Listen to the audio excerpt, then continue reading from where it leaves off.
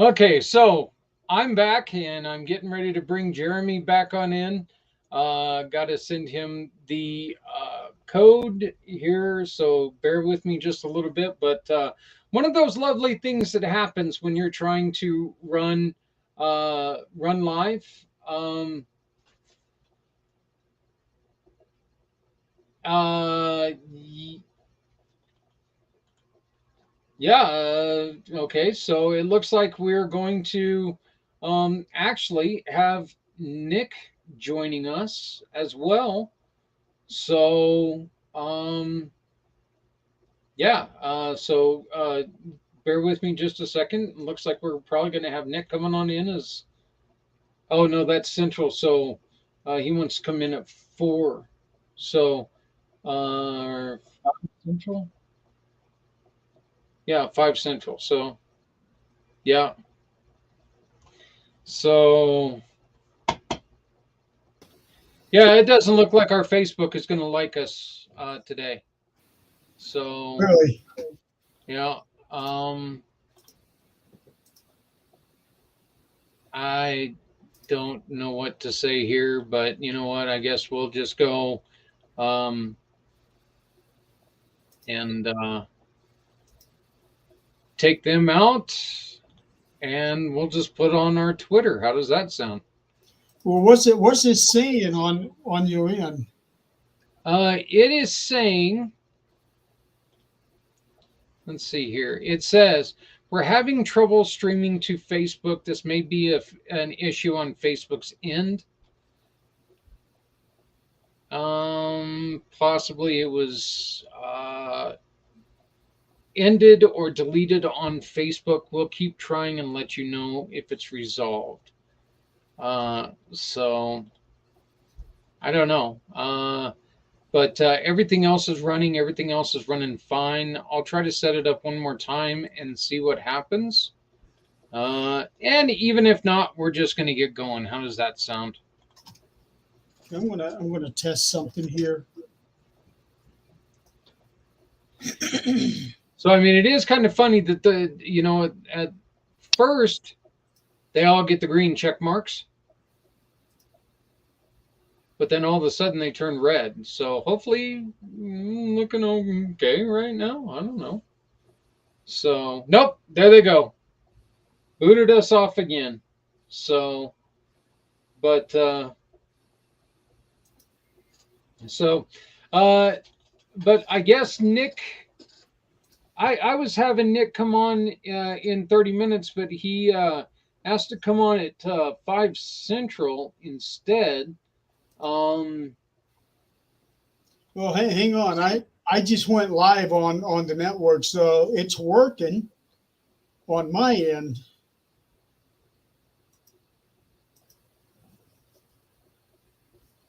huh. Yeah. Interesting. Yeah. Um,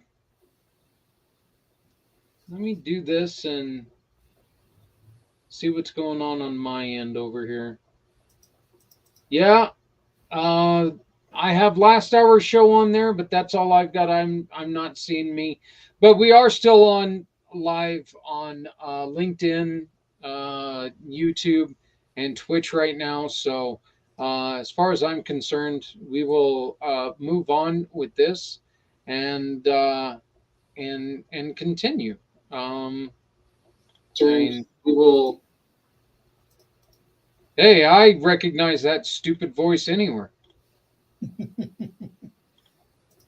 So, Jeremy, Well, you guys have allowed us to trying join. something out here. I took the YouTube link and I'm gonna put it here on Facebook.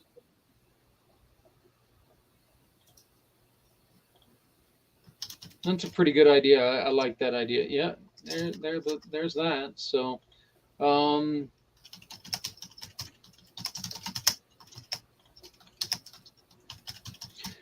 yeah, this is I'm extremely happy that we were able to join with you, uh, in doing what in promoting this program because this is one of the programs that we really need to see more of. We need to see more. things like this, because there are so many issues um, that people are they kind of forget about unless it's in their face. And our veterans are a group of people who served our country, and they Yep. did great things for us. And look, I don't care if it's wartime, peacetime, party time, potty time. They gave up of their lives to serve for our country. And it seems like a lot of times they get lost. What are we going to need to do, Jeremy, to get people to wake up and realize that this is not a good thing? No, it's not. And a lot of times, in a few cases, some people really don't care. But a lot of times, it's one of those things where out of sight, out of mind deals. You know what I mean? Yeah, yeah, and again, it's just not. It's really hard to tell somebody that they need to, that they should be supporting anything. It's not really. I guess it's not really our right to make sure that, hey, you need to watch this, you need to do this. But this is something that if you respect the way that you live, you should understand that there are people out there, there are forces out there that would like to take away the way that we live. There are forces out there that would like to see us, you know, all standing in soup lines and doing everything else that, the rest of the country does. Mhm. There are people who don't like our freedoms. Well, because our freedoms are different than their way of life, and they would rather see us live the way that they do. I'm not going to bash anybody else's way of living, because there's some people who are forced to live that way. Yeah. In fact, I was just reading an article in the People magazine about a lady who had just gotten out of a cult in New York. And she had been stuck in that way of life for over 10 years. And a lot of it had to do with blackmail and extortion. So she was forced to live in those conditions until somehow the leader of that cult got arrested, and they were all able to break free. And now at least this one here is speaking out about it. And you know what scares me? I think one of the things that probably scares me the most is that there are certain people who are going to hear that story, and they're going to be like going, so, Right.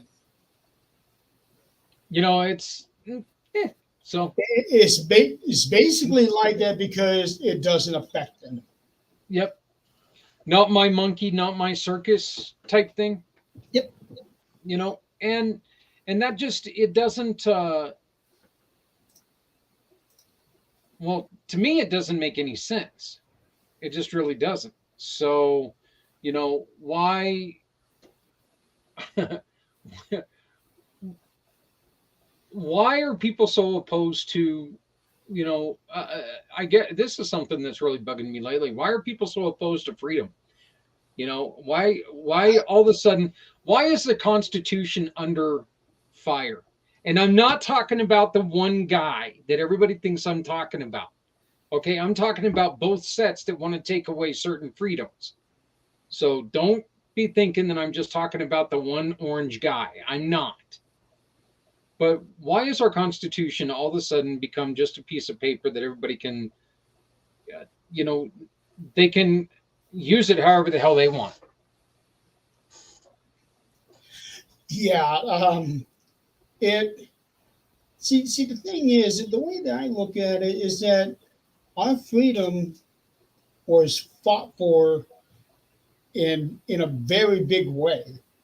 Um, I know that there had been wars over the centuries, but the Revolutionary War was basically that revolutionary. Um, and I don't know how really how life was over there, by in England during that time. But we have a fair idea of how life was over here, and they didn't like what was going on over there because they were deciding what was happening here when whatever rules and dictations that they had, it would take what 3 months before it come out here. Yeah, and the biggest thing was is that you know the biggest argument was is that the American colonies, they were getting taxed, yet Yes. they had nobody in Parliament to stand up for us, and it was just seen as you know pish posh. It doesn't matter what those little people want. You know, they're there. We're here. We're going to do whatever we want to do with them, and they need to deal with it. And that's and that's really what started this off. And they started overtaxing things and overtaxing, Americans. And again, there was no representation in Parliament for them, so they couldn't argue. They couldn't sit there and say, "Hey, wow, man, this is really unfair. How come, we're getting taxed, $17 on a pound of sugar, and people in England are using it as toothpaste?" You know, and that's really how the country was born. Is we stood up to tyranny, and it was our veterans that did that. Hmm. Granted, back then it was a bunch of farmers and militias, but they became a fighting force. Right, but the difference between um, what they had, the army that they had then, and the army that we got now, is that the ones that we have in the armies now, they are fighting for America. They are fighting for the ideals of America. Then they were literally fighting for their land. Mm-hmm. It's almost like let's say you and I are neighbors and we hate each other. I want your land, you want my land. Back then, you and I would have gotten into fisticuffs. Now, hey Joe, go fight his person. Yeah. Yep. That it's kind of sad to look at it that way, but I think that's pretty much what has come to be. And it's like that all the way around the world. It's not just here. It's not just in England. It's Japan. It's Korea. It's Germany. It's everywhere. See, I don't understand why you know, why are we not able to, you, the word compromise now has become such a filthy word. You know, look, the truth is that compromise is a word that's very, uh, that's very easy to understand. Okay, you win, I win. Neither of us is happy. That's compromise. Okay, look, you didn't get everything you wanted. I didn't get everything I wanted. It's called compromise, and we can't. We sit there and we're fighting about stuff. You know, because you're a blue state and I'm a red state, or you're Catholic, I'm Muslim, whatever it is. We're sitting here fighting between each other, and our government's sitting there loving it because they're like going, they don't even know what the hell we're doing. They don't care. They hate each other. It's not just the government, even though they're the ones that basically sanction the whole thing. But when you really look at it, war is a very, very successful enterprise because we go to war now. All of these other places are making money by building guns, building Hmm. bullets. So it companies like that, they want companies like that, they want countries going to war so that they can profit off of them. That's why years and years and years ago, when I was laid off and I was trying to look for a job, I was very conflicted about having to apply at a company that makes guns because nobody was hiring. So I was almost going to have to take, whoever would pick me up. And this company that makes the guns, they're a mile and a half away from me. So the commute would have been great. But the whole time I'd be sitting there, this gun that I've got in my hands is going to be used to kill people.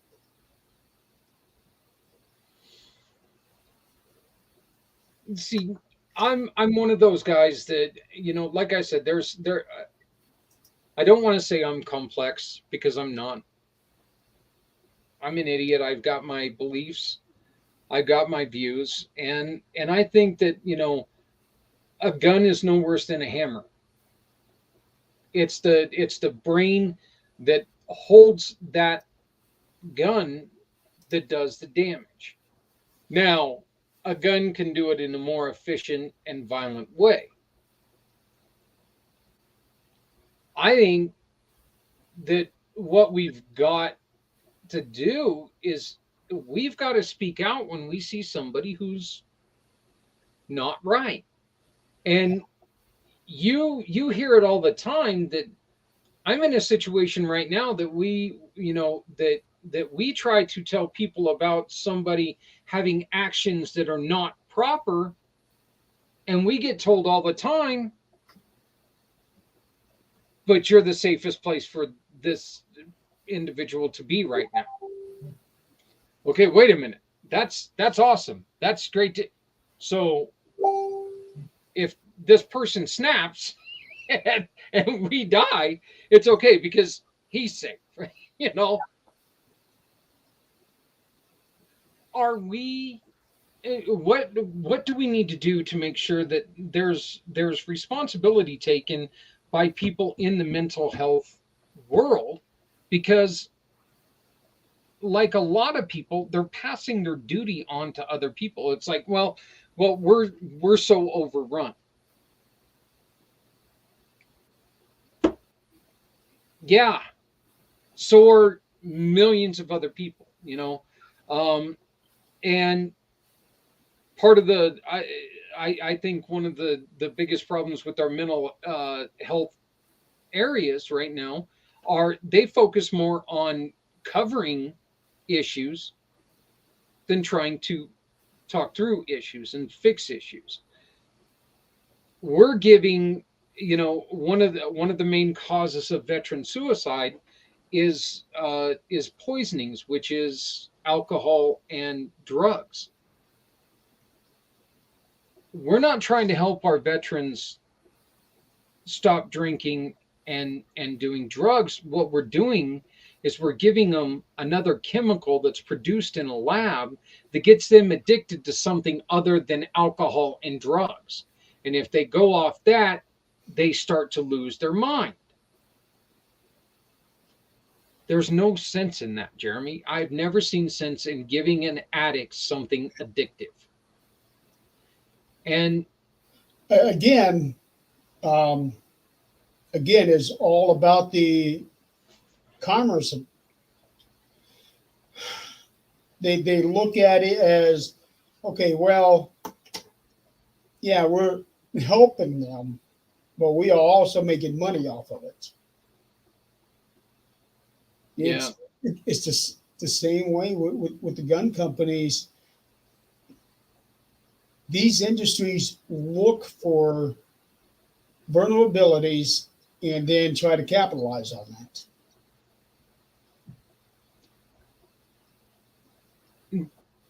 And there's no checks and balances.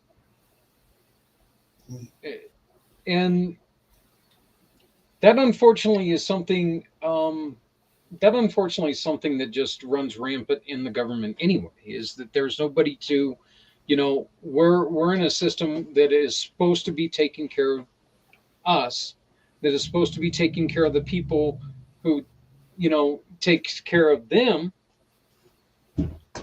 Yet all they do is take care of themselves. Yes. So that you're basically going to find that no matter what you look into with some sort of a leadership structure, is that leadership is always talking about taking care of what they're supposed to do, taking care of their customers, their consumers, but they're also looking at it, well, if we don't cater to them, we're not going to get any money. So we yeah, need to do what we can to supply them with this, this, and that, whether it's good for them or not. one of the other things that is and I don't know if you've been able to catch any of the show today, but one of the things that has really been bugging me recently, it's after I read something last night.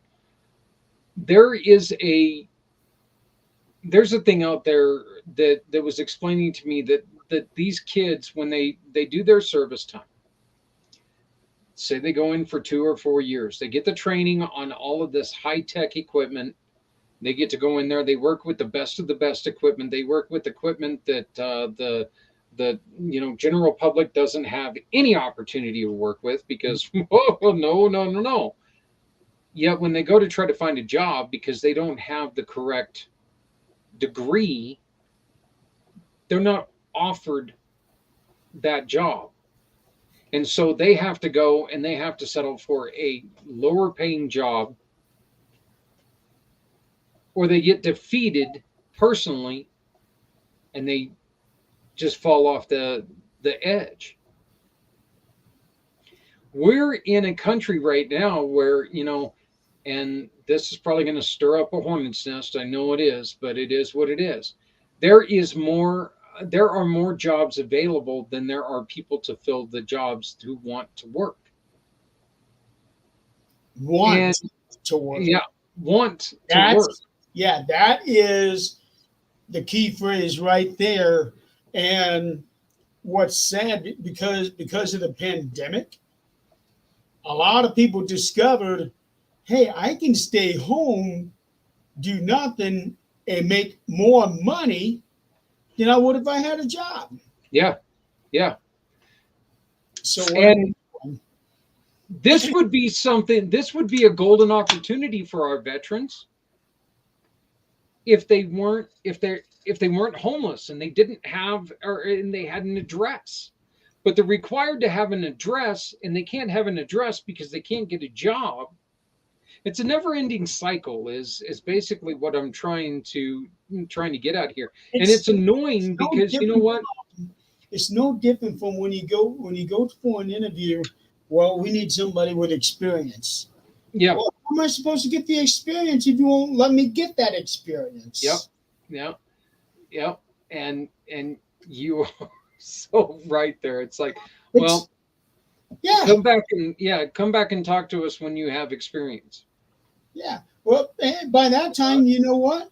There is a company out there that will give me experience. I get the experience there. I'm probably going to want to stay there, so I'm not going to come and work for you. Yeah, yeah.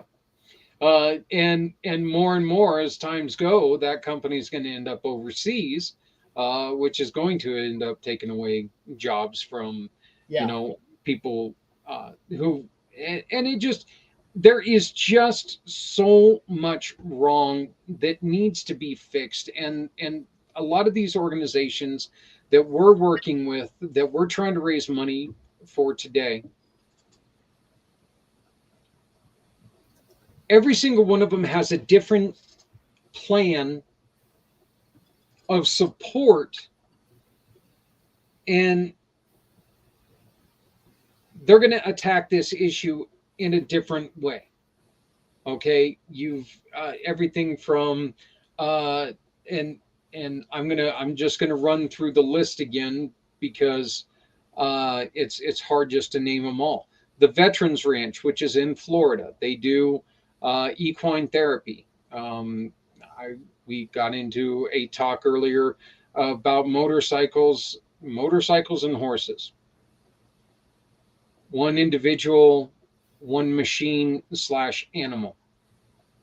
It's peace. That's the best way to put it. It's peace. The Veterans Ranch puts a grooming brush in a veteran's hand and lets them become emotionally attached to an animal that's not meant to trust them. It's a beautiful thing. It's a beautiful story. And JR, as you, as I, he's a patriot. He's not a veteran. There are two people that I know of that can speak so passionately about the relationship between a human and a horse, because they work with the horses.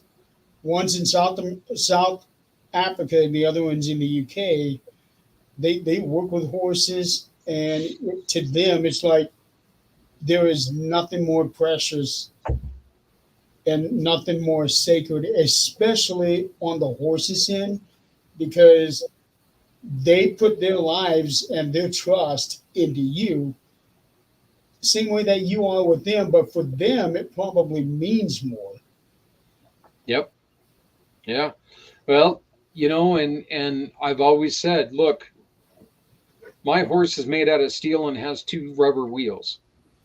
But it's the same way. And that's the reason why you see so many veterans ride motorcycles. It's a passion. It's, horses, motorcycles, like I said, one animal, one machine, one human.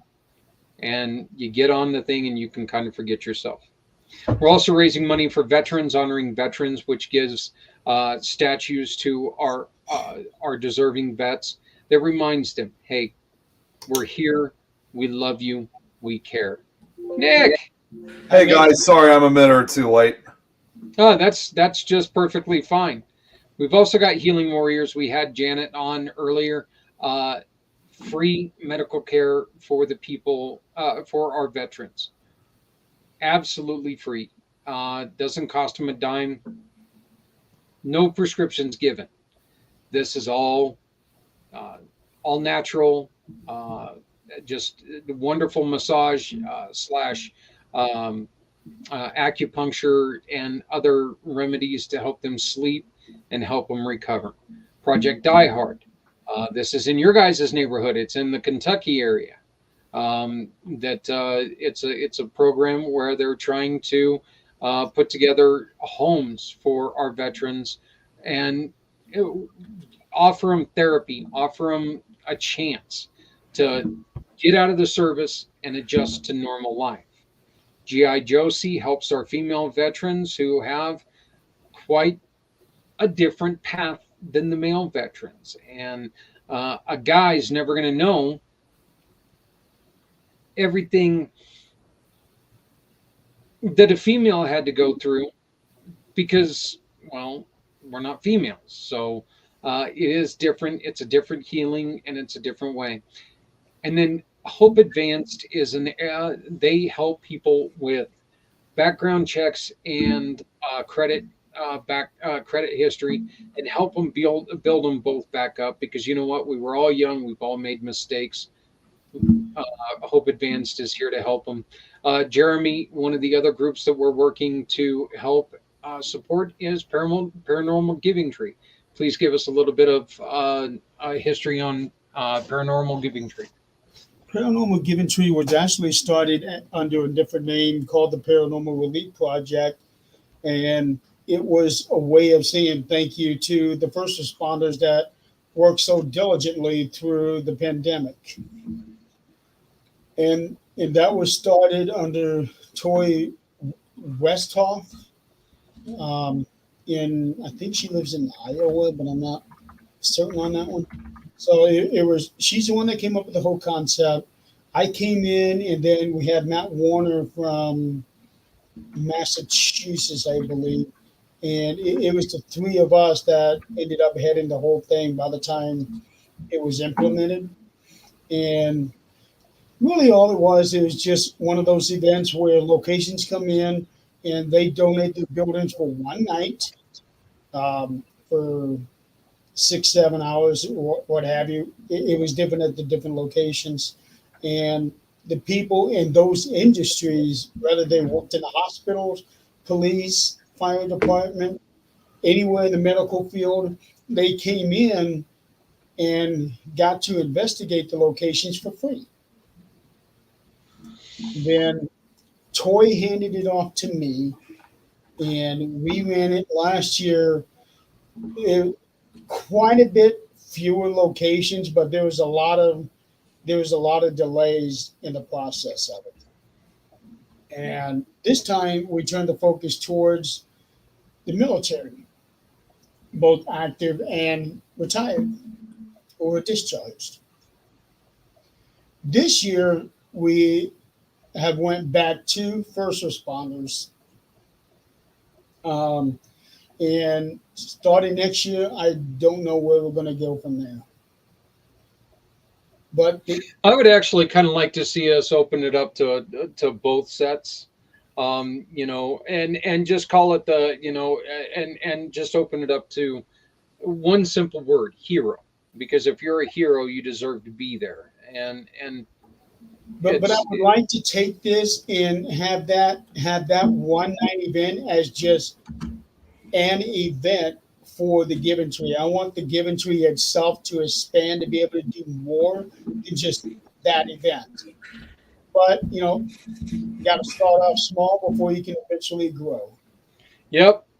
Nobody starts running before they crawl. So.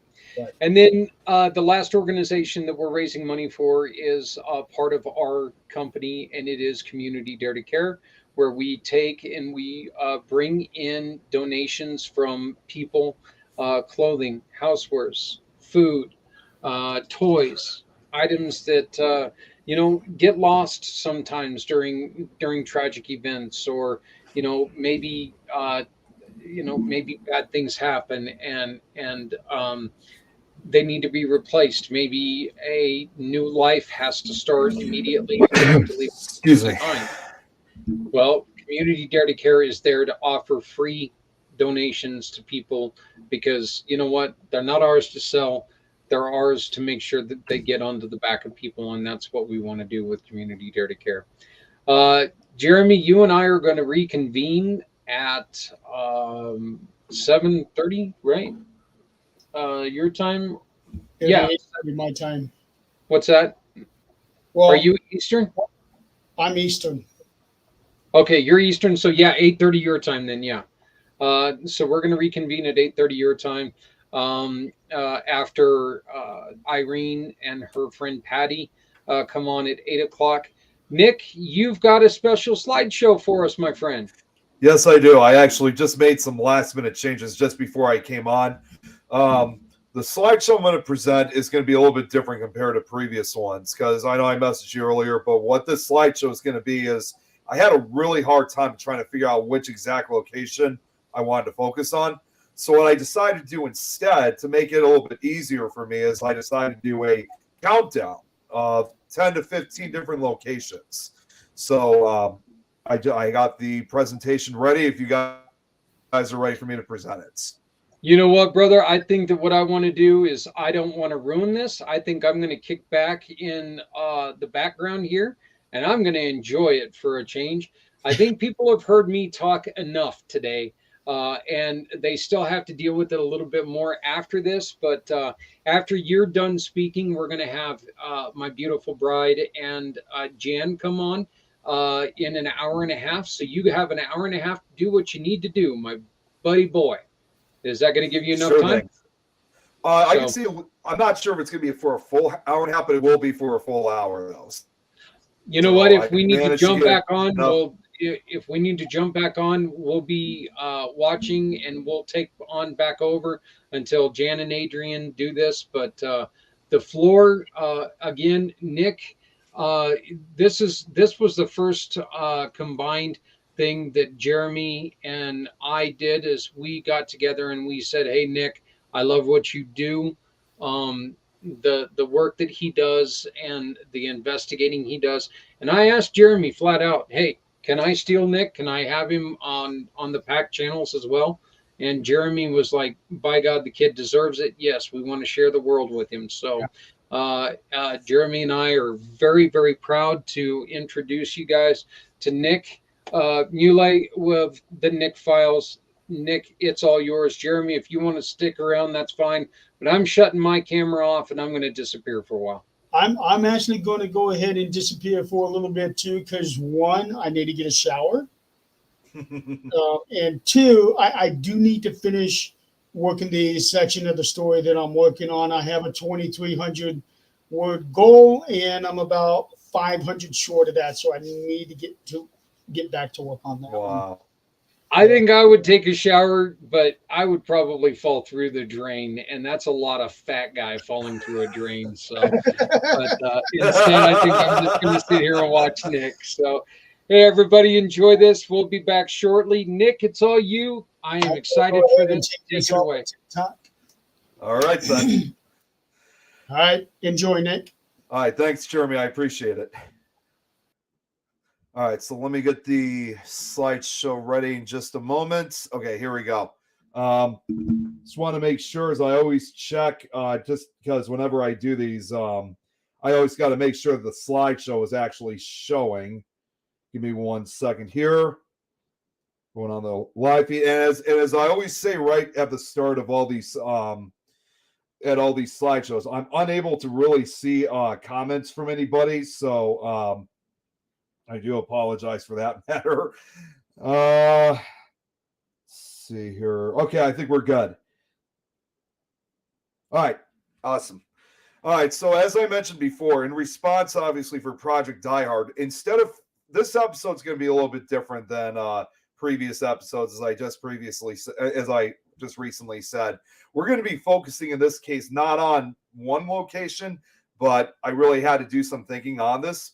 So instead of focusing on one location, which, usually I go through a lot of the details, we are going to be looking into the top 15 haunted military bases and forts.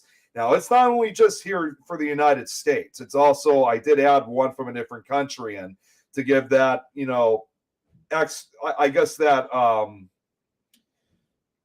a little bit, I'm not really sure how to describe it, to be honest, but I decided to go a little bit further and beyond than just focusing on our U.S. and military bases.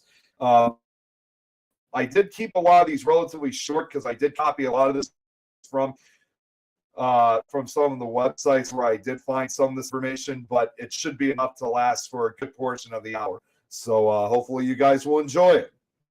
So going right from the start, number 15 is Barksdale Air Force Base out in Louisiana. So again, it's keeping it real short because I really wish I had a little bit more time to add information, but I really got more into the paranormal side of it. But I did add a little bit of history onto it. So focusing on Barksdale Air Force Base, in a state rife with history and ghost stories, which is not surprising for a state like Louisiana, knowing the history that took place since the state's founding. It takes some big scares to make an impression. The spirits at the Barksdale Air Force Base seem up to the task. On base, the hospital was at one point located along Davis Avenue. Contemporary military staff working along the street seem to experience the structure's echoes. Many have reported doors slamming shut on their own, the sounds of running in empty corridors, and being assaulted by objects flinging themselves across the rooms. I don't know what's going on, but as soon as I said that, I don't know if you guys saw that, but my light just started flickering. That's never happened before. Then again, we have been having we're having an ice storm right now, so I just hope that the power doesn't go out. All right, so yeah, like I said, some of these are going to be relatively short, but again, it should be enough. So going now to number 14, which is Little Bighorn out in Montana. So the site of the most significant battle during the Great Sioux War of 1876. Massive amounts of death took place on these plains in Montana.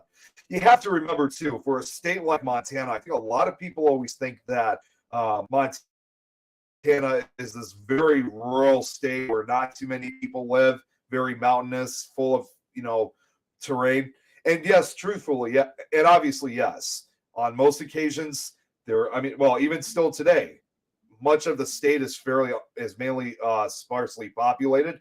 unless you're in the downtown areas, like the most heavily populated areas, it's pretty empty throughout the state. But that doesn't fully mean, as I just wrote, that does not fully mean that even whether it's a state or if it was a former territory, that a war could have still broken out, which could have resulted in a loss of life. I was unable to find pictures for all these locations. I mean, yes, I had them right at the beginning, but I wasn't able to find any that had that creepy vibe to it. So some of these are going to won't have an image to it, but either way, the story is going to still sound interesting.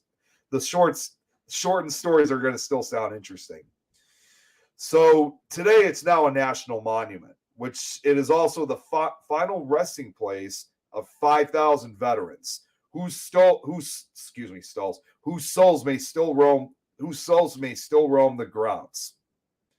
Inside the Stonehouse Library, lights flicker on and off as mysterious footsteps pace the abandoned second floor. A ghostly woman has been spotted descending the steps, and the disembodied head and torso of a soldier appear in windows from time to time. I think if I'm saying this correctly, on Custer Battlefield, visitors have witnessed spectral battles playing out a shadow cavalry race across the bluffs. Now, one thing I want to say in particular about this is typical of a lot of these haunted, battlefields that, whether we're familiar with or not. Seeing these, if you want to call them reenactments or ghostly reenactments of where a battle occurred, it's typical for such locations to have that type of activity occur where people will literally witness a war right in front of them. It could be, and I think it's something we're all familiar with when it comes to the paranormal encounters. We've seen that a lot in the battlefields of Gettysburg. Of course, they have that too in Antietam in Virginia, which is also associated with the Civil War. There are stories like that associated with the Revolutionary War. It's no surprise. It's not surprising to me when it comes to like Custer Battlefield that you would have that same experience out in that part of the country. Yeah. Hey, Nick, are you supposed to be having slides popping up, because we're not seeing any slides? Oh, it's not showing up? No, it's not. Hold on one second. Hang on. That's weird. That's never happened before. Here, tell me if you can see it once I do this. Hold on. Let's try this again. See, I checked before and it was working previously. Let's try this again.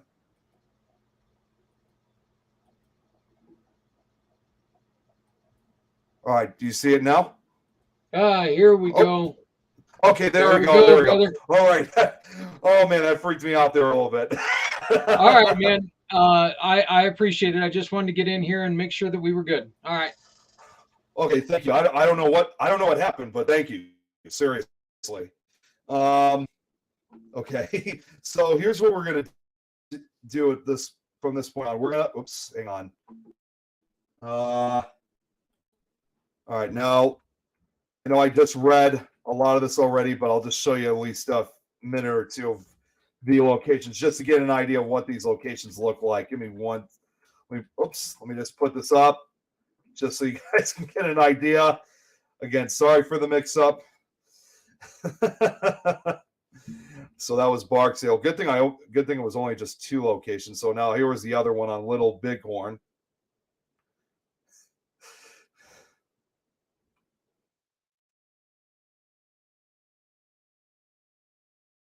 All right, and like I said, there was no picture to this anyway, so we'll just continue on to the next one then.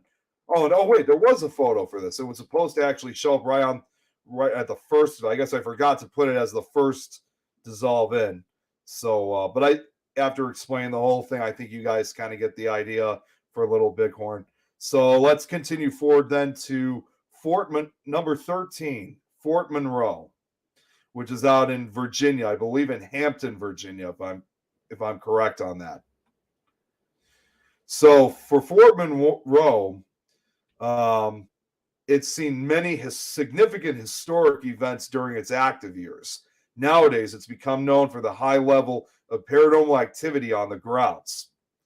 It's rumored, surprisingly, that the ghost of acclaimed author Edgar Allan Poe, once stationed at Fort Monroe as an artilleryman, which is something I never even knew about, to be honest, because I'm a huge Edgar Allan Poe fan, can be seen pacing high up on the fort's battlements. Who would have guessed someone who wrote so many ghost stories would be associated with a fort that was heavily involved in war, especially during its active years? The shadowy, now even more amazingly, the shadowy forms of other famous figures, including Abraham Lincoln, Jefferson Davis, and Chief Black Hawk, have all been added to a growing list of celebrity ghosts within Monroe's walls. During an investigation into the claims of paranormal happenings, a team of paranormal enthusiasts caught electronic voice phenomena of a young girl calling out to her cats. An interesting turn of events, considering the misty four-legged figure has often been reported near the southwestern ramparts. I did a little research on this particular location, and surprisingly, despite of what I found, unless I missed something, I was unable to find really any information whatsoever involving a young girl that stayed in a fort. I mean, especially in those days, I don't even think any type of female was really allowed onto such bases like this because, typical, especially from that time, this was usually a male-only type of job. So how a young girl could have gotten inside this fort is beyond me, especially involving if she's trying to look for cats that apparently hung around. So now we go to number 12, Kadena Air Base. This is the only one that I added, as I mentioned earlier. This is the only one that I added that is not from the United States. It's actually located out in Okinawa, Japan. So one of the few military bases I was able to find that actually did have ghost stories to it. So that's quite amazing to see learn something about this overseas. If I had a little bit more time, I certainly probably would have made a full slideshow for this location, because this is one I definitely would like to know more about. So a little bit on the history on it, along with the ghost stories. Located in Okinawa, Japan, the Kadena Air Base is host to several haunted hotspots. Among them are Building 2283 and the Installation Gate. While patrolling at the gate, numerous guards have encountered a blood-soaked soldier in World War II garb. I don't know where that came from. Always inquiring after a light for a cigarette. Now, understandably, for such a base like this, that was the one thing that just crossed my mind immediately, was this had to be an air base that was involved during World War II. And indeed it was. Ironically enough, though, I don't know how far it would have been, but I do know that, if I'm correct on this, I thought originally that there was also a U.S. base that was constructed not far in that same area of Okinawa, but I could be wrong. It's been a while since I've learned the story for the U.S. that's created a base. But this one entirely that we're focusing on, though, was actually constructed for Japan itself. Additionally, residents and staff of Building 2283, once a single-family home, have heard laughs and entered rooms to find their faucets and lights switched, accompanied by the drifting sounds of children laughing. Never would expect a location where so much death occurred that you would actually hear laughing, whether it was from adults or children. Going down to number 11, Joint Base, one place that we're all familiar with, Pearl Harbor, Hickam. Believe it or not, Even before the events of December 7th, 1941, Pearl Harbor was surrounded by rich local folklore. However, following the devastating surprise attack in which 2,403 soldiers lost their lives, numerous military members began witnessing terrifying paranormal events.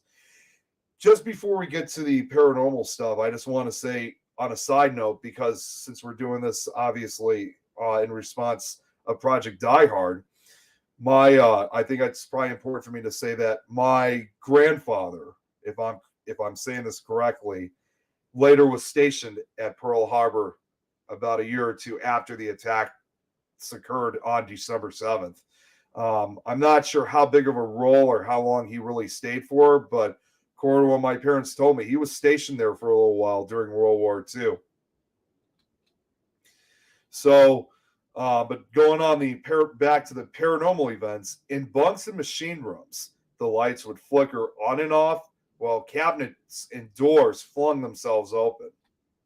Staff at the Base Museum have heard disembodied murmurs and phonograph music wafting from the main floor. Otherworldly activity on the grounds has become so frequent that multiple paranormal investigators have flocked to the grounds, capturing spectral orbs, footsteps, and voices.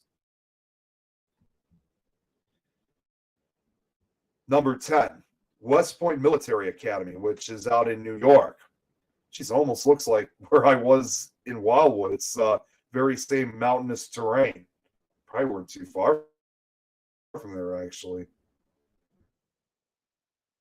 So, especially a location like this, it is often ranked as one of the most haunted places in the state. West Point has earned a reputation for both its academic excellence and paranormal activity. Rulis reported that in 1972, multiple cadets saw a spectral figure dressed in a vintage school uniform drifting around room 4714. Students also claimed to have had their bed covers tossed and possessions moved without explanation. These reports were taken seriously enough that after the incident in 1972, the school's superintendent asked famed demonologist Ed and Lorraine Warren to tour the grounds in an attempt to communicate with the spirits. That's no surprise, especially from that era. Oh, it didn't say I wish they had a little bit. It's too bad I couldn't find any more information about if there was what they got, what the results were. Damn.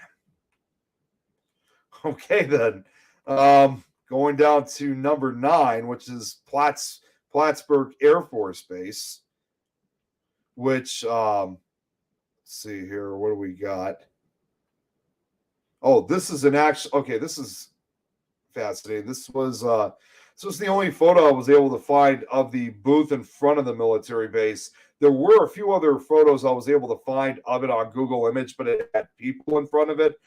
I had to do my best to try to find one without anyone standing, and this historical photograph was the only one I was able to find. But covering 3,447 acres in the extreme northeast corner of New York, located on the western shore of Lake Champlain, opposite of Burlington, Vermont, in the city of Plattsburgh, New York. Funny enough, again, on a quick side note, when I think of Lake Champlain, that's where the Lake Champlain monster, or better known as Champions, lurk in. Now a civilian airport and industrial complex operated by the Plattsburgh Air Force Base and Authority has seen its fair share of paranormal activity since opening its doors in 1838. The base closed on September 25th, 1995, pursuant to the Defense Base Realignment and Closure Act of 1990 and the recommendations of the Defense Base Realignment and Closure Commission. There have been multiple accounts from soldiers and civilians alike of shadow figures dressed in antiquated garb wandering the on-base cemetery. Figures materialize without warning in the old stone barracks, where numerous soldiers allegedly took their own lives. that's now got me curious and wondering what made a lot of these soldiers take their own lives. Although one theory I can come up with, I can't say for sure. Um, I guess obviously when it comes to wars and if they end up going back to their military bases, could have been PTSD. They couldn't live with the fact of the horrors that they witnessed. I mean, let's be honest. This is something that I'm sure we're all familiar with saying, but war is truly hell when you think about it. So, that it can certainly haunt you for probably the rest of your life, especially after what you experience or what you do during such horrific events.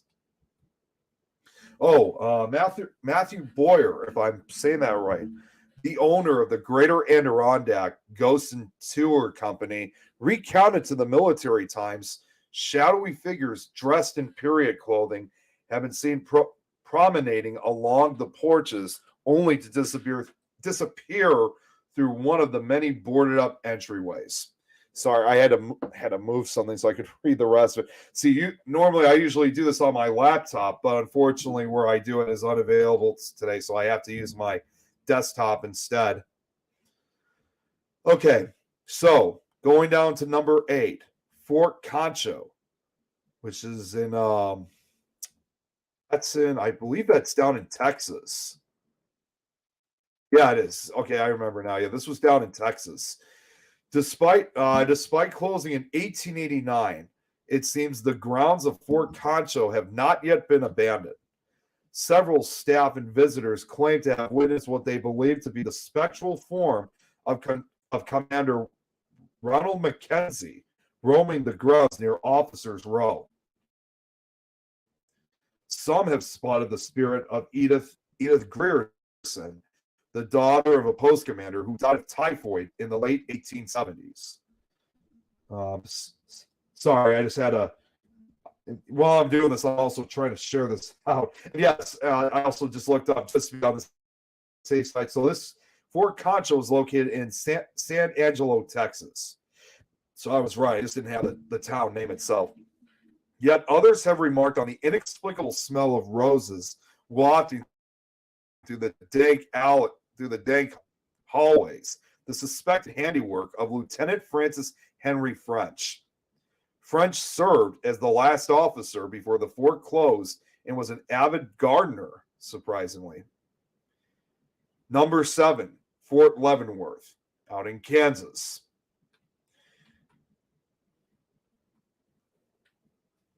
So most of the crumbling brick buildings of the Youngstown garrison predate the U.S. military's tenure on the base, some dating back to Japan's pre-World War II occupation. One of these buildings is shrouded in mystery and terror. According to a U.S. Army garrison spokesperson, multiple soldiers have claimed that the building, rumored to have once been a crematorium, is haunted. Many have described ominous feelings that cause the hair on the back of their necks to raise up, as well as shadow figures and unexplainable noises emanating from the forsaken halls. Sorry, I was also looking at something else just to add. Whoops. Oh, that's it for that one. I actually decided to look this one up in particular because I did look again at a little bit of some of the information on, just to give a quick history lesson, if you will, on Fort Leavenworth. I'm only just going to read just a little bit of this, but originally it was known as Cantonment Leavenworth. It was established by Henry Leavenworth on the Missouri River on May 8th, 1827, almost 200 years ago. It was the first settlement in Kansas Territory, and believe it or not, it is still to this day the oldest active Army post west of the Mississippi River. It was dedicated to protecting the fur trade and safeguarding commandants on the Santa Fe Trail. So amazing that such a base like this, after 200 years, is still in operation. I'm just looking for anything else on the ghost stories itself. Unfortunately, It's going to take, it would take me a little while for me to look it up. Like I said, all these locations that I'm covering, I know I'm kind of keeping it short, but these locations will eventually have their own slideshow. So that way I could tell the full story on these locations. Oh, I forgot to add a dissolve in for this picture. So we go now to number 6, which is the Francis E. Warren Air Force Base. I know it doesn't look very much like an Air Force base, but especially with the picture that shows here, but this was in fact part of the Air Force Base. Beginning in operations in 1867, F.E. Warren has seen its fair share of tragedy. In the 1920s, not far from the present day base, cavalry troops assaulted and murdered a young indigenous woman along White Crow Creek. I forgot to add the location in case you guys want to know where this is located. It is located in, bear with me for just a moment. This one is located out in, it's about approximately 3 miles west of Cheyenne, Wyoming. So, but in addition to, anyways, going back to this woman that was murdered, her screams have echoed across the years to such an extent that multiple airmen have called base security forces to report them. Responders are usually sympathetic, noting that their own building, number 34, which I believe this is the building right here, often causes their canine units to cower when they reach its steps. It was once the hospital, complete with a basement morgue. I can already see where this is going. Inside 34's hallways, residents have often spotted a spectral nurse completing her eternal rounds. This might be ending a little bit sooner than expected, but we'll see how far we can go with this. Number 5, the Joint Base Lewis McChord near out in Washington. Once the site of a hotel known as the Red Shield Inn, the military base has had its fair share of paranormal activity, including an alleged exorcism. This one definitely stands out from all the others, especially the fact that there was an exorcism involved, because as far as I know, this is the first type of location of any type other than residential locations where apparently an exorcism occurred. That's pretty much a surprise and new thing for me for such a location like this. According to the JBLM Army Museum, in 1927, a worker on the set of the Patent Leather Kid was murdered at the inn. Following the incident, staff began seeing a shadowy man in a cowboy hat and brown jacket wandering the halls. The haunting continued after the hotel closed its doors, prompting the recruitment of 3 priests to banish the spirit. While the exorcism has yet to be confirmed by the Catholic Church, museum staff continue to experience odd sounds and equipment malfunctions. It's kind of even more bizarre that they have never really even confirmed that this exorcism took place, but I understand how a lot of people may have been frightened by seeing this figure. I just don't understand what made them go to the extreme of wanting to have an exorcism performed, if it ever was performed to begin with. Going down to number 4, which is the March Air Reserve Base. This is out in, I believe, in California. Yeah. Serving as a children's tuberculosis clinic early in its history, the March Air Reserve Base Hospital has seen many deaths. Several contemporary staff and service members have encountered the ghosts of what they believe to be former patients running and laughing in the corridors. While conducting a paranormal investigation, Senior Airband Joe Mora found a member of his team still standing still in shock. Later, she reported that a shadow figure had blocked her exit from the room. Oh, it doesn't Yeah, that's the thing that I have these issues with some of the stuff I found her. It didn't say what happened. So what I'm actually going to do very quickly is there's got to be more to the story on some of these encounters that occurred. So, okay, so on March Air Force Air Reserve, I'm just trying to extend the slideshow a little bit, even if I don't have it on here. I'm just trying to extend it just to give a little bit more info on this.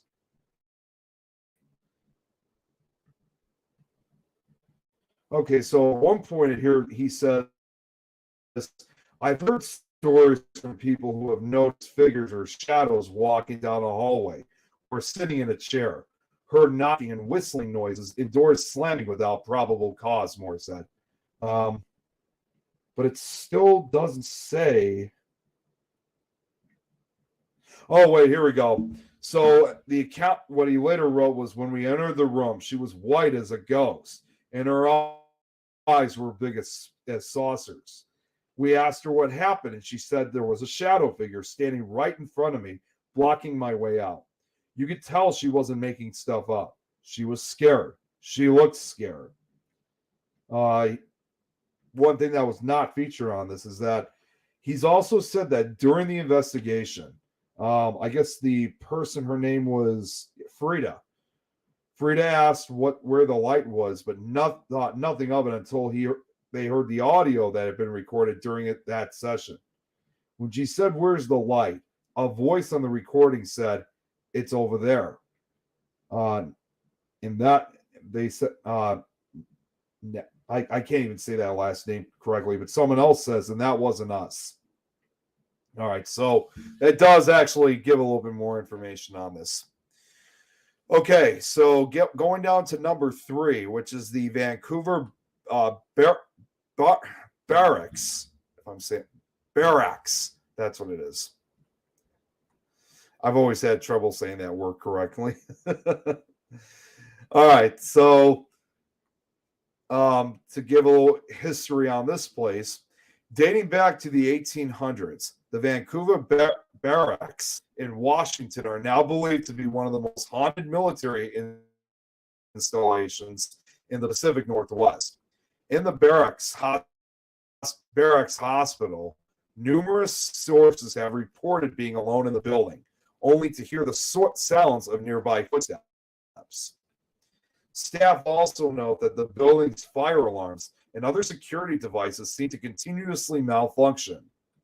Building 647 is another hotbed of activity. Employees return to find locked doors they made sure to lock mysteriously open. One civilian custodian even went so far as to place tape over the door to check for tampering. When he returned, the door was unlocked, but the tape hadn't been touched. No surprise there. This is now another one that's kind of grabbed my attention. I mean, obviously, man, I don't even know really what to say about this one, but I just felt this kind of, drawn towards it, if you will. So we're definitely going to have to make a full slideshow on this one, but it's definitely, I don't know. Seeing that it's considered also one of the most haunted military installations, I definitely would like to know more, because I know at that time, I don't even know if Washington State even existed at that time, but it makes you wonder, what role did the Vancouver Barracks, I keep having trouble saying that word, how big of a role that they played, especially military-wise. Okay, so number 2, the Alamo, which is in San Antonio, Texas. A 13-day siege led to the deaths of nearly 200 soldiers on the grounds of the Alamo mission. Shortly after the battle ended, survivors began reporting strange events which have appeared to have persisted throughout the years. It began with a band of 6 Franciscan monks appearing in the fort's chapel. More recently, an insubstantial figure has been seen pacing hurriedly across the mission's ramparts. In other parts of the mission, smoky forms emerge from the walls amidst the sounds of clashing armies and screams, and visitors often report seeing the torso of a little boy posted in the mission's windows. See, this once again has that.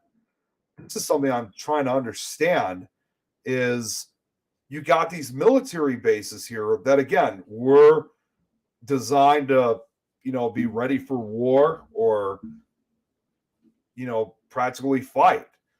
What is it that is giving access to kids being there?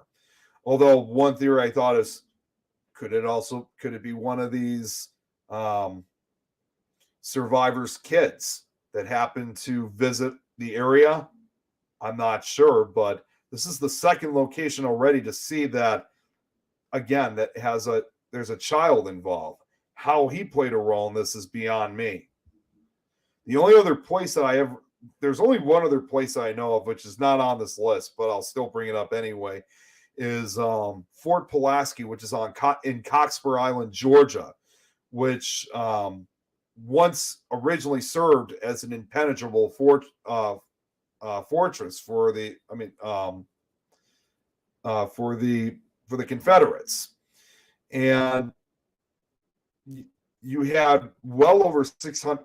The fort, in fact, actually fell after the battle in 1861, but 600 Confederate officers were locked up and imprisoned under torturous conditions, which became known as I think it was called the Immortal 600. I could be wrong on the name, but after the fort was closed and eventually became also another tourist attraction as well as a location for investigations, it is said over there that late at night people could hear guns firing, people dying, and a little girl crying.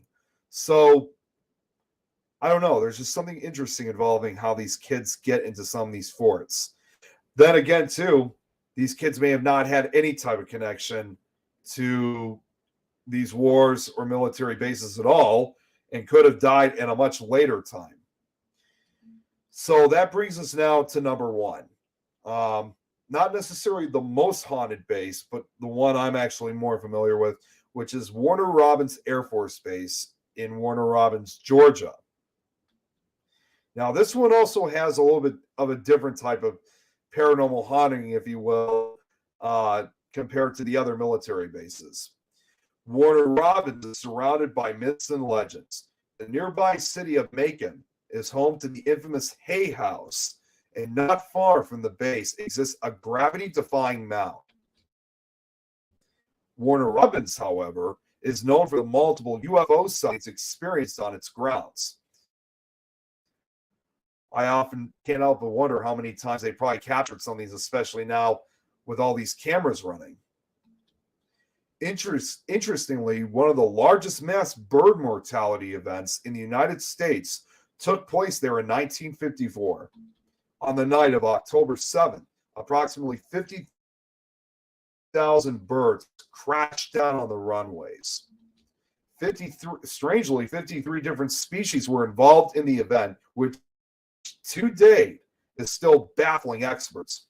Whoops, actually, no, just before we end this, there is something else I'm really familiar with on Warner Robins Air Force Base that surprisingly, they didn't feature this in the information, but fortunately I was able to memorize it. So the talk about the bird mortality event that occurred in 1954, strangely enough, just a year beforehand, and this is actually more on the meteorological kind of side of things, just a year before the bird mortality events, in 1953, there was a massive, which is we now believe was rated to be an F4 on the Fujita scale, a massive F4 tornado struck Warner Robins, Georgia. And it did strike the Air Force Base itself, which it just literally ripped apart a good portion of the Air Force Base, which is even more amazingly, I should have added the footage onto this onto the slideshow. It would have been great to actually show. but there's actual film footage of this tornado, and it's literally right in the middle of Warner Robins Air Force Base. Sadly, 19 people were killed, including supposedly the person that captured the footage of the tornado. Even though I don't have the footage here, which again I should have put it on as a last, at the last minute. Fortunately, this is footage that, as rare as it is, it's not really that difficult to find. You can find that footage actually on YouTube. The footage is only like 20 seconds, but it is believed that the cameraman who filmed it, which you could see maybe not clearly because the footage is in black and white, you could see, though, the outline of the tornado, which shows just how close he really was. And eventually the camera goes black, which is what we assumed was the result of the cameraman's demise. But it's an amazing piece of footage, certainly something to check out. I know, obviously, it's a little bit distant from what we're talking about, but the fact that it occurred in Warner Robins Air Force Base, it's quite footage to behold. So, hey, Nick, guess what, buddy? Yeah.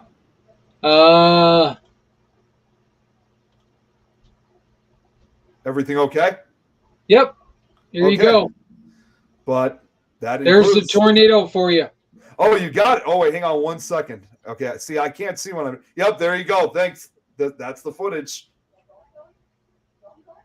So yep, that I was looking it up when you were talking about it, and yep, there it is. That's right in Warner Robins Air Force Base. Wow. And that's amazing.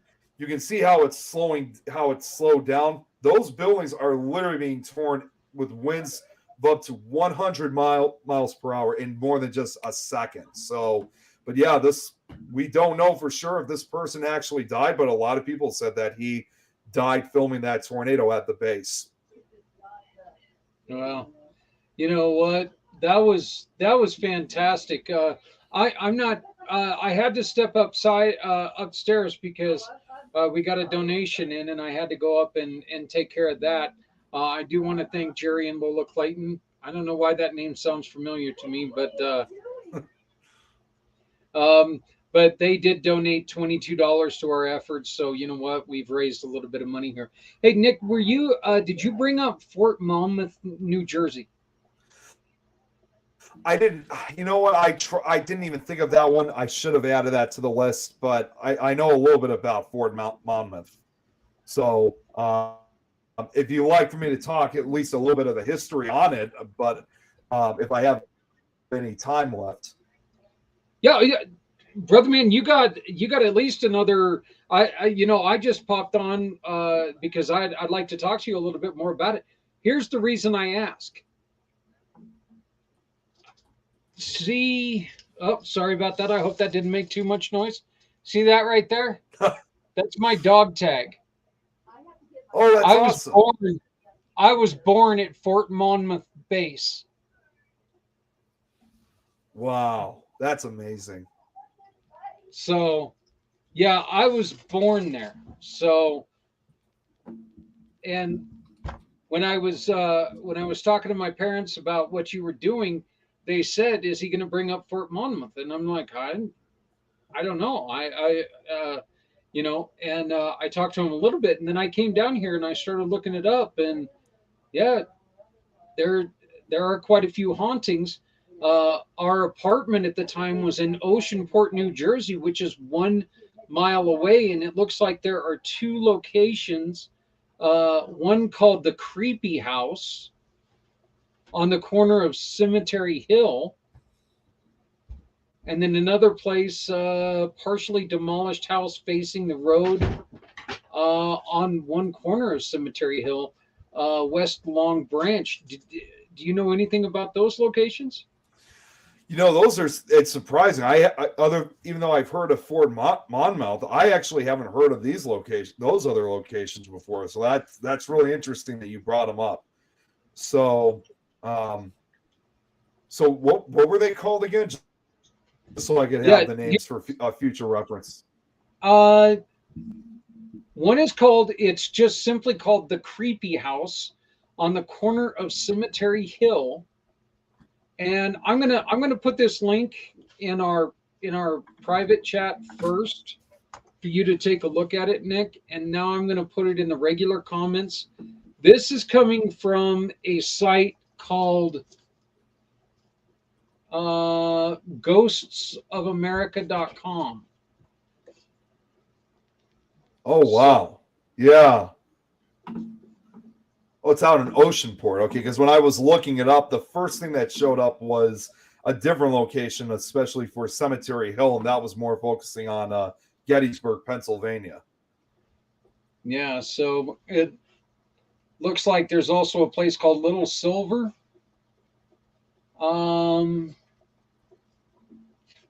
The very big 2-story with the big backyard, and West Long Branch, 2 miles away, that are also places of interest. So, yeah, but like I said, I was born there. So, and when my father mentioned that, you know, it was a haunted place, I was like, really? Okay. So let me ask you a question, Nick. What is it that drives you towards the paranormal? What is it that you really and you really love this stuff? Yeah, definitely. I think it's, honestly, at first, I think it was just like curiosity to begin with, but I think it's just, I guess, really getting to the bottom of things, of like trying to not necessarily prove, but really try to kind of more send a message, if you will, of trying to let everyone know that this stuff does exist. And it's certainly something that, whether you believe it or not, at least have people out there be aware about it. Because there are so many people out there who just refuse to accept that this kind of stuff exists. Yes, I know for a fact that the belief system in it is starting to grow, or has been growing in the last number of years. But I think in some way with what I do, it's really kind of changed a lot of people's opinions and belief systems. So it's just really trying to get that message out there that this stuff does exist, and it's certainly something that people should be aware about.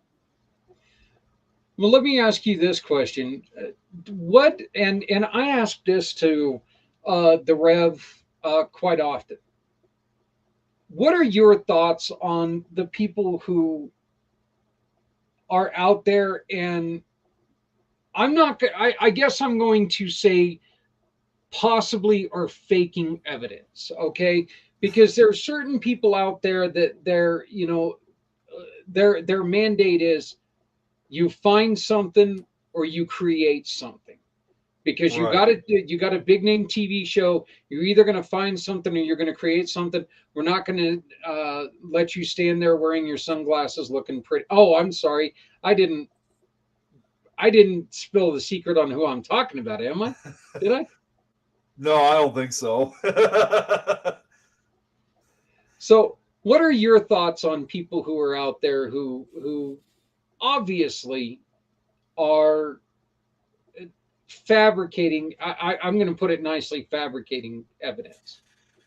So honestly, when it comes to people faking evidence, understandably, it's something I'm not the only one, obviously. I'm sure a lot of investigators don't appreciate, because it takes away, like what being a paranormal investigator is all about. You got these people who want to fake evidence. They, of course, especially with a lot of the TV shows, the movies, a lot of the TV shows, obviously want to say that these are demonic entities to try to make the show a lot more interesting.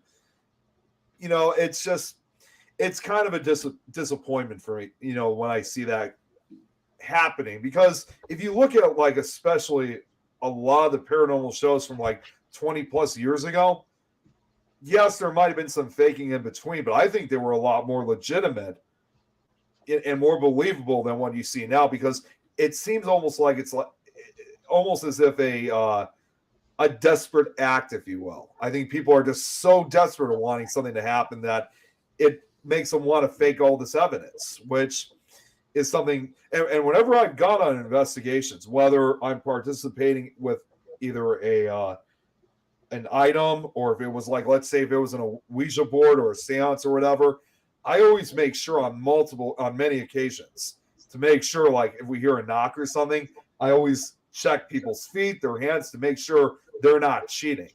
Because there have been a few times where I have been on a few investigations where we hear something. It's more involving sound than actually seeing something.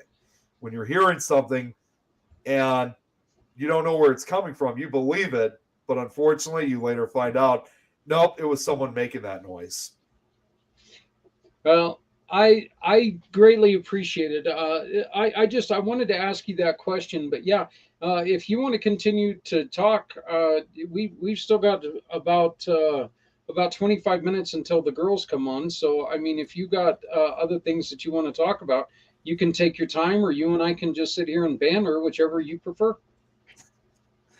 Well, I did actually find some information on Fort Monmouth. So even though I don't have a slideshow for it, I could actually read at least just some parts of it along with the ghost stories associated with it, because I was reading a little bit of it, and it's quite interesting what the history of it has to tell. All right. Well, you know what? I'm gonna turn the camera off, and I'm gonna kick back and watch, listen to what you found. All right, awesome. Thank you. All right, so yes, obviously, since the slideshow was over, I could still find some information. I did find information about Fort Monmouth. You know what? I could actually just do this. This will be just to kind of do somewhat of a slideshow. I'm going to share the page because it also does have some pictures on it. So bear with me for just a moment here. Just let me get the tabs connected because I had to open these on separate windows. All right, so okay, here we go.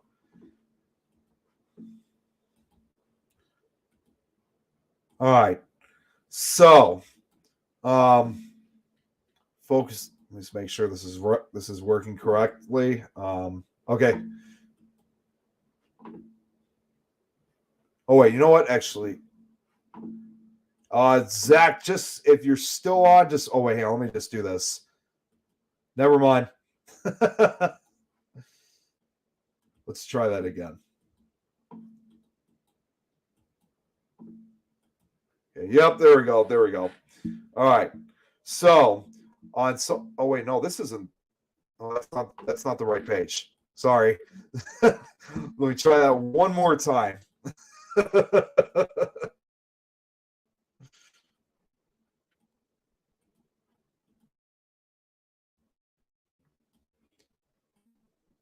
All right, there we go. Now we're on the right page. All right, so what I found, I'm not going to read the whole thing because, well, actually, maybe I can because it's not really too much information. I don't know why this is highlighted. So to give a little information, I guess this is obviously one of the earliest photos of Fort Monmouth. Not sure exactly when this was taken, but I'm going to assume that this was probably taken sometime in either in the late 1910s or sometime in the 1920s, which they did. It's the one thing I wish they always had for these photos is putting the actual year. So Fort Monmouth's history can be traced back to the establishment of the Signal Corps training facility in Little Silver in 1917, which, interestingly enough, too, was right around the time when the U.S. entered World War I. The installation gained permanent status in 1925. It was named Fort Monmouth in honor of the soldiers of the American Revolution who died in the Battle of Monmouth Courthouse.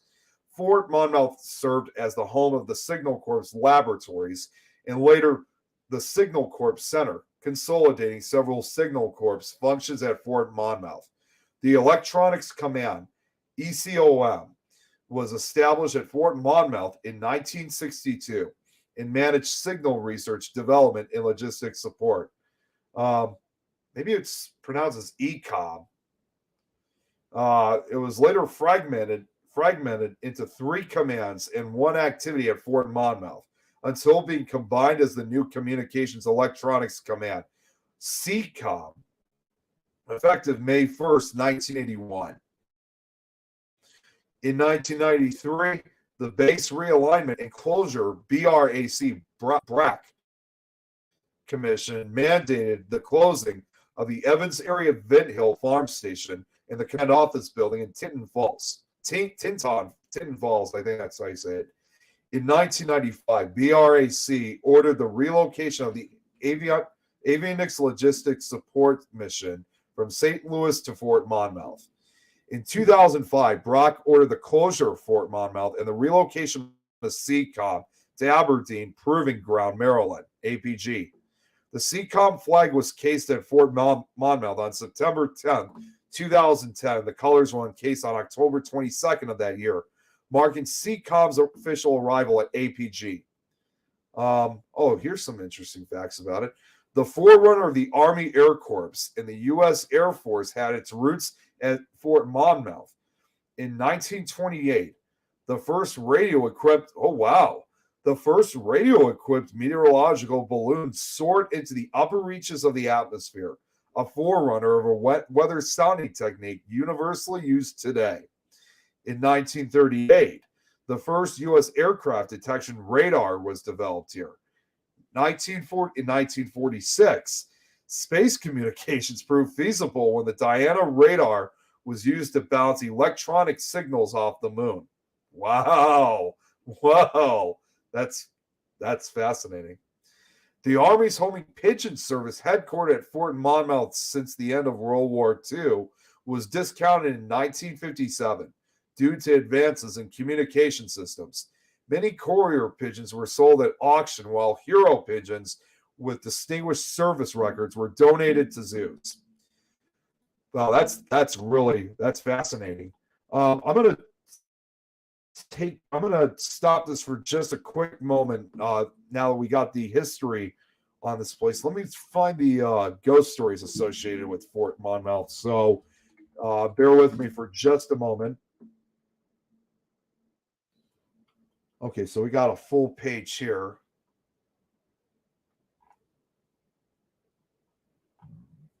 Excuse me. All right, so I'm not going to be able to obviously read the whole thing because it would take me quite a while to read. So I'm going to kind of skip ahead on this part. All right, so on the paranormal side of Haunted Monmouth, is this? Wait a minute, is this? Okay, it is. Okay, I just wanted to make sure this was the right one because at first I didn't recognize it at first. Okay, so this is more focused on the Monmouth University. Consider, for instance, Wilson Hall. Okay, I'm just going to point out something very quickly just before I start reading this. It is so... I actually got a brief chill just reading this because I'm actually working on another presentation that I'll be showing in the future. It's not a military base. It's actually a university. And the document that I was about to work on later tonight was a location called Wilson Hall. But it's not this Wilson Hall. It's one located out in Ohio. In fact, actually one of the campuses of Ohio University. So that's really weird that there's another Wilson Hall here that I was literally about to work on. That's just so strange. According to Kelly, long before it was an aesthetic staple of the university's campus, Wilson Hall, or Shadow Lawn, that's kind of ironic. That's another name for another haunted location, but located in Rhode Island. As it was known at the time, was the home of Hubert Templeton Parson and his wife Maisie. Both of them suffered much in its halls. Having made their fortune in the wall of mercantile, the Parsons were, as Kelly puts it, not novo rich and never quite fit in with the blue bloods of Monmouth County. No mansion could make them fully acceptable, and they felt the sting of that, says Kelly. Who is Kelly? Oh, this must be right here on the top. Okay.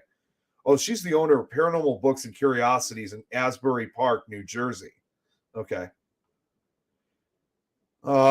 Hubert Parson was the second president of the FDW Woolworth Company. Wait a minute, is this the same?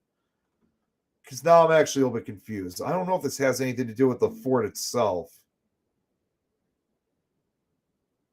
You know what? I'm going to save this for on a different episode because, I mean, I don't think this has anything to do with the fort itself, but it does have a very interesting story to bring up. So I'm going to check a different page, and this might be the last one. You know what? I do have one other location, which is another military fort. I'd like to talk about just before we end it for tonight. So, let's see, okay, only in your state. This is an even better location. Okay, I think this is the actual. Or wait, is it? You know what? It's not the fort, but it is focusing on the battlefield of New Jersey. So I'm gonna share the screen once again for this. And so this is considered the haunted battlefield in New Jersey. It was, of course, not surprising. It was a major battleground during the American Revolutionary War.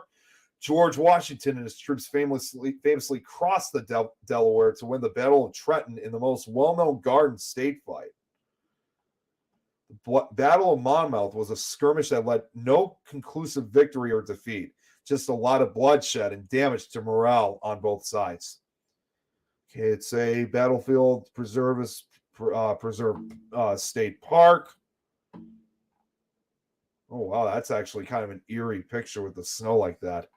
I can't even tell if that's either in color or in black and white. Between 650 and 1,600 soldiers died in this bloody battle in a series of attacks and retreats. The wide open fields have been well preserved. You can walk the same lines that the soldiers walked on June 28, 1778. The bloody Battle of Monmouth was mismanaged by General Charles Lee, and eventually General George Washington had to come to push the British back.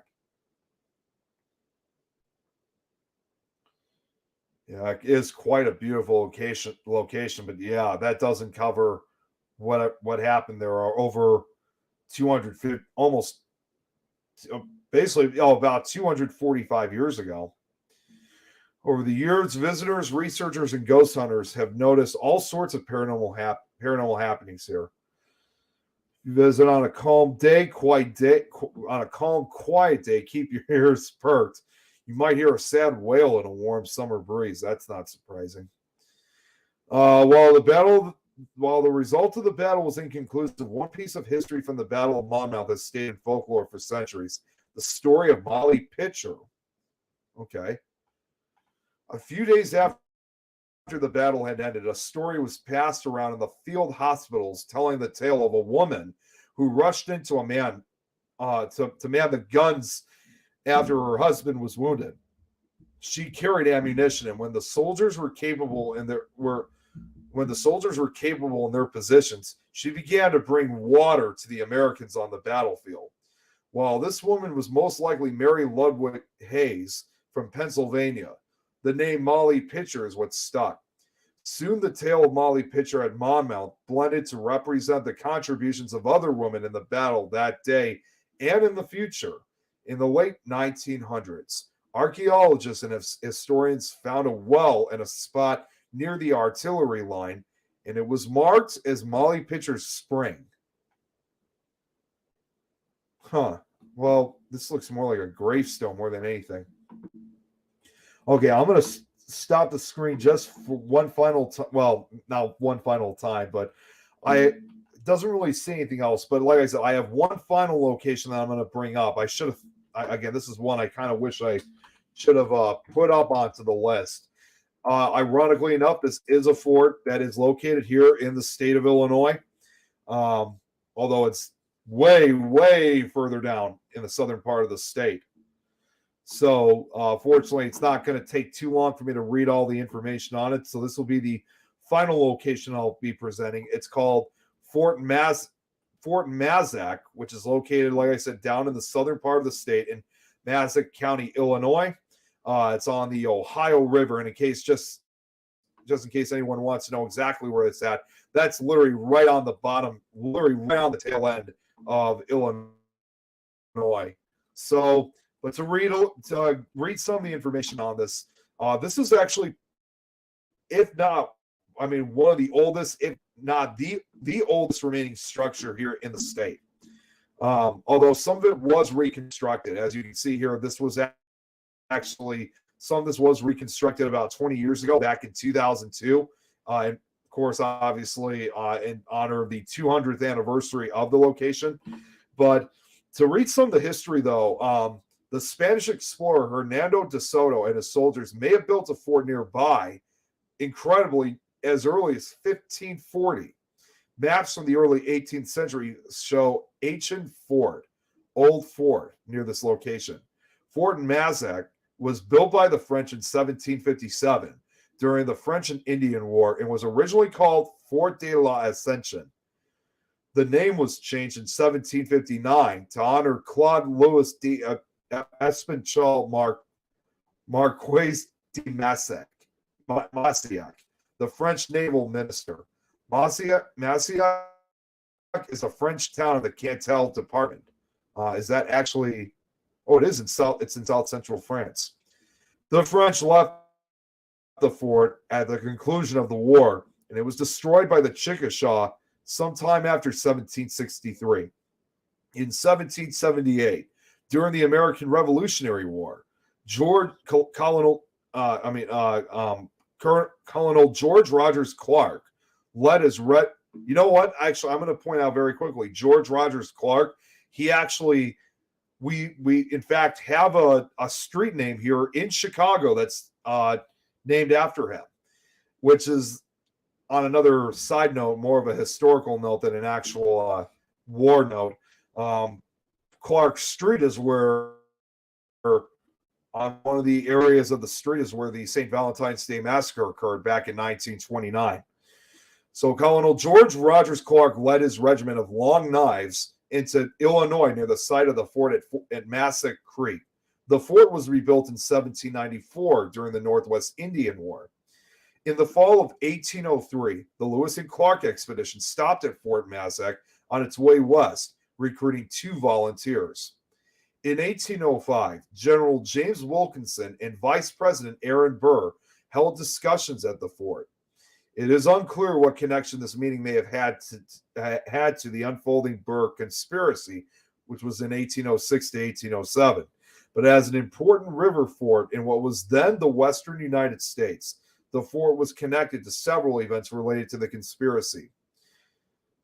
Not surprisingly, and I'm familiar with this event, the fort was repaired after being damaged in the 1811-1812 New Madrid earthquakes, which possibly during the later part of this year, I'm going to be doing an actual slideshow on the 1811-1812 New Madrid earthquakes, which, if you guys haven't heard of that story or the event or of this disaster, if you will, it is unlike anything that I've ever come across, especially with earthquakes. I mean, I'm sure there's probably other earthquakes out there that are even more bizarre, but this one, at least here for the United States, and this was a series of earthquakes that occurred that affected, at least the first earthquake, actually, let's put it this way, affected a good portion of the eastern United States. As I would also put it, not only did it damage the fort, but it was the one earthquake that made the mighty Mississippi River flow backwards. It's an incredible story. We are actually, well, just last year was the 210th anniversary on it, and the year before, because it happened during, like I said, late 1811, 1812. But it's an incredible story. But anyways, getting back to this, though, it was decommissioned in 1814. Now, one thing I also want to point out, too, on Fort Mazac is all of what I've read here on this place. Obviously, going back is to the 1540s. This was even before even any of the U.S. territory, well, U.S. colonies, any of the U.S. colonies were ever formed. The first colony, obviously, that we had was Virginia, which that wasn't formed until the early 1600s. So I believe during this period of time, and even when the colonies were formed, Illinois was originally part of Canadian territory. So it's just amazing to read such a historic fort like this, that this all occurred before Illinois ever even became a state. Illinois Illinois didn't become a state and admitted to the Union until 1818. So, but adding just a little bit more, because I believe I don't have as much time left now because we are almost out of time. Just to wrap it up, the Fort Massac site became the first Illinois state park in 1908. In the 1970s, a partial reconstruction of the 1794 U.S. Army fort was built, but in 2002 it was torn down, and a smaller but more detailed version for it, as it appeared in 1802, was reconstructed. So there was one page that did talk. It is said to be haunted. Don't get me wrong, but I can't remember where did I see it? Oh wait, okay, wait. I didn't have the page, but you know what? Yes, I do. Let's see. Oh wait, I thought this might have been the page. Okay, I think this might be. Okay, yeah. All right, yeah. This is okay. This is what I was. Here's what I was looking for. So if I could find, I got to scroll through all this to find it. Let's see. It's not even going to take that long to read, to be honest. So Fort Massac, where was? Oh wait, I thought that's where it was located. Oh wait, nope. Here we go. Okay, found it. Here we go. So okay, so it is said to be reportedly haunted by people killed in brutal Native American attacks. According to the book History, Mystery, and Hauntings of Southern Illinois by Bruce and Lisa Klein, the French like I said before, the French was named the facility Fort. Oh, okay. Actually, no, this is something different. When you see a name like this, Fort Massac, I didn't even think of this. The French named the facility, get this, Fort Massacre, which was later shortened. The fort has been considered haunted since 1818. Wow, since the founding of the state of Illinois, the Kleins wrote. They say park employees report doors opening and closing and items moving by themselves.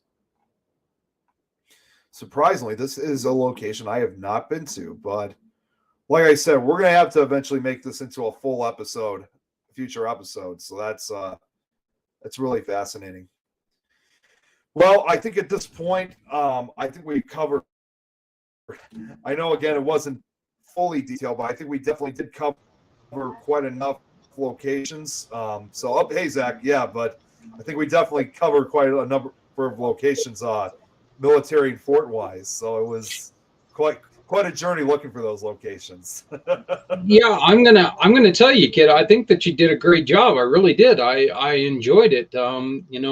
When we first started talking to Jeremy about simulcasting over onto Things Network, I wanted to make sure that we did it to where your show could still go on, because I do enjoy your show, and I love the way that you were able to work as hard as you did to make it go into what our purpose is on this day, and pay respects to those who, now if you tie it in, these are individuals. You had that one where there were a whole bunch of soldiers who took their own lives. So Right. There's that's what this day is all about.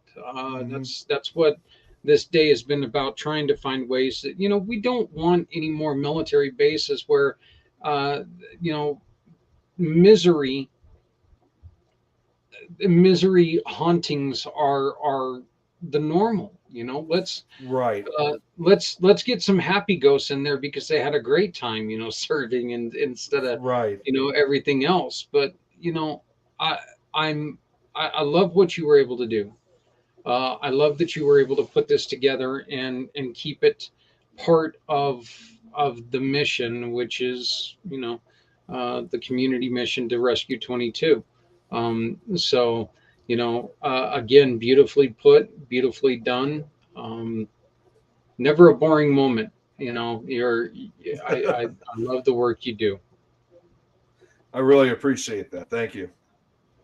So, um, Yeah, well, Nick, I do, again, I want to thank you for all the hard work that you do on all of your shows. And I'm thrilled to have you as part of the Pack channel every Wednesday at 5:30 East, which is right before my normal show, which I should be getting ready for. But you know what? I get to take a break now. So, uh, my lovely bride, which your show is tomorrow. You get to arm wrestle with her tomorrow night, but she and Jan are going to take over, and they're going to do a little bit of a show. I'm going to go and eat something and decompress a little bit, but still tonight we've got quite a few guests that are going to be joining us after Jan and Adrian do their show. We've got one that you'll know coming up in a little over an hour. You got Eileen and her friend Patty. They're going to be joining us. Richard Kaufman, a national radio podcaster, veteran podcaster who is a disabled vet, is going to be joining us. Bart Bartholomew, talked about him all night because he's just a hero to me from Project Die Hard. And Steve Palick is going to be joining us at 8:30 Mountain Time, 10:30 Pacific. Excuse me, 11. Get this, Nick. At 11 o'clock Eastern Time, we've got a group that they are veterans, but they use gaming to communicate. They play, Really? yeah, they play video games so they can communicate and they can still talk to each other the way that they talk to each other during the service. And it's a Right. way that they can, that they play games, and they've got a 2 hour block on, because I think this is very unique, and I really wanted to put an emphasis on what they do. We may have a couple guests pop in to talk with us, but the main point is going to be watching how they do this, and kind of letting us in the civilian world understand a little bit more about the culture. And when this is going to be brought to you by Black Dahlia, or I'm sorry, Autumn Dahlia. Black Dahlia. Yep, yep. A little tired. Autumn Dahlia Creative Services, but I'm stoked to watch a little bit of that. But again, Nick, I want to thank you very much for your contribution. You did great. I loved it. I couldn't have been any happier with your presentation. Absolutely. It's definitely my pleasure. So Uh, thank you for getting me involved in this. Thank you. Hey, you know what? Next February 22nd, we're going to be sitting right here. We're going to be sitting here until we lose no more. So you're more than welcome to join us again next year, and we can really do some great things with this. Absolutely. I'm All right. all for it. All right. But thank you, Nick. We'll talk to you tomorrow on your regular podcast. So, Yeah, no, it's going to be an exciting one too because I don't know if you know, 2 days my birthday's coming up. So happy yeah. birthday. Happy birthday, buddy. So, all right. So that means that they're going to be they're going to be pulling all kinds of pranks on you again, huh? Well, it's also a special one too because, well, honestly, regarding my age, I'm leaving one decade of my life and starting a new one, the big 30. So starting 30. Oh, damn kids.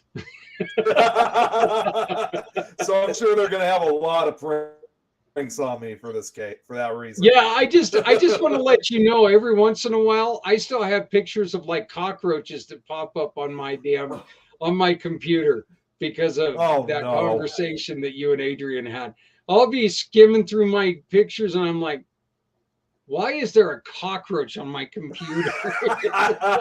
And then I have to go back and remember that you and Adrian were doing that, and I'm like going, that's why there's a cockroach. Yeah, on because my they use it computer. to scare the hell out of me.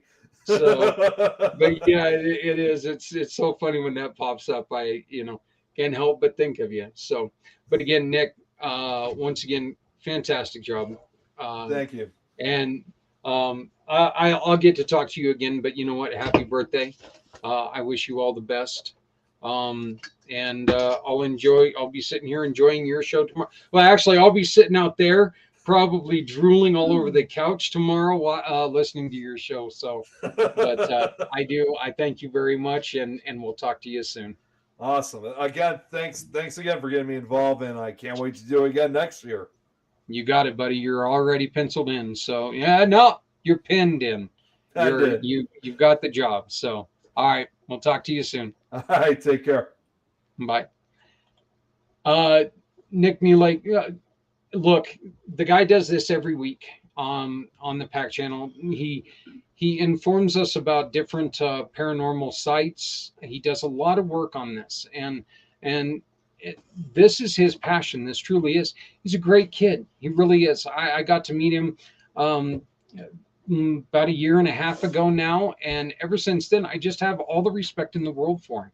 He works really hard at these shows, and I think the great thing about him is there's not any stones that aren't turned. Yeah, he struggles with some of the bigger words, but it doesn't take away from what he does. What he does is amazing, and I appreciate everything that he does. So it is time for us to go to segment 9. So getting closer. getting closer, and as I told Nick, it is time for me to step away. My beautiful bride is going to be taking over with her friend Jan. They're going to be talking as they did last year, and Jan is a military wife, and they're going to be talking about issues that military wives have, and they're going to be adding their side to this, which is really important, because you know what, since 2:00 this morning, so for the last 15 hours, it's been my opinion and my opinion only. So I think it's really great that we're going to hear from somebody else and get some knowledge from someone else. So I do want to warn you, Arizona or New Mexico is getting some hellacious winds. So if there is a little bit of hokey internet in which she's going to try to do it on her phone, please be patient. She's going to do everything she can. But to all you guys who are out there in these winds, please be careful.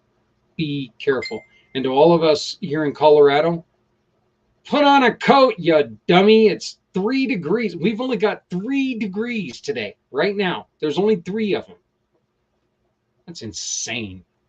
Negative 14 wind chill. Oh, negative 14 wind chill. Thank God. Oh, we got less than degrees. That's awesome. And I was thinking about going out for a walk to try to wake up. Well, that'll do it. So, but anyway, I'm taking a little bit of a break. We're going to be starting up again here in a second. We're going to be starting segment 9. I'm proud to introduce my wife, Adrian, and Jan. She'll be on in just a minute. All you got to do is look up. We'll be right here. Thank you.